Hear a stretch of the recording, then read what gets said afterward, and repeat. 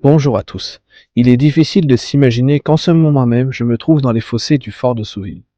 Une fortification complètement envahie par la végétation et totalement ruinée, mais qui a eu un rôle extrêmement important durant l'année 1916. En effet, le fort de Souville est aujourd'hui un lieu complètement délaissé, abandonné et son histoire est méconnue. Néanmoins, cette fortification, en juillet 1916, stoppa les fantassins allemands dans leur course folle devant Verdun. Souville, du fort obsolète à l'ultime rempart devant Verdun. Pour mettre en lumière l'histoire de ce secteur méconnu, je publie mon nouveau livre, Souville, qui se veut être la fin de ma trilogie que j'ai consacrée aux fortifications méconnues du champ de bataille de Verdun. Dans mon nouveau livre, découvrez l'histoire du fort et du secteur de Souville, avant, pendant et après la bataille de Verdun. Dans mon nouveau livre, découvrez également l'origine des tourelles d'artillerie mobile françaises, et plus particulièrement la tourelle Bussière, que vous avez peut-être même déjà vu à l'issue de vos randonnées sur le massif fortifié de Souville.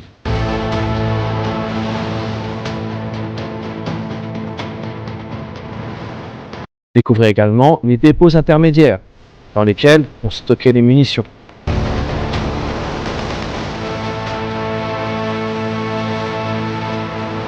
Ainsi que l'abri caverne, qui fut un refuge inestimable pour les troupes françaises durant la bataille de Verdun. En passant évidemment par les célèbres casemates Pamar, qui furent installées sur le massif fortifié de Souville en 1917.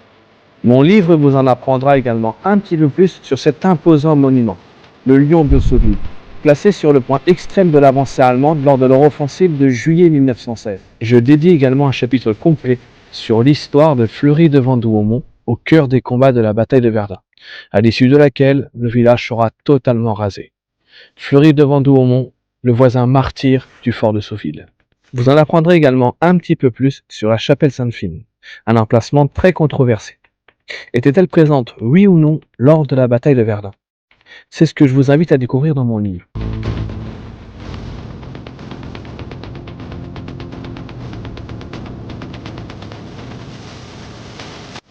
Si mon livre vous intéresse, je vous invite à cliquer sur le lien que vous trouverez dans la description de cette vidéo.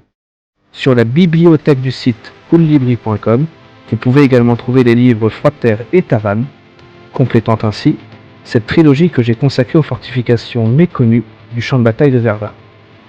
Merci à vous.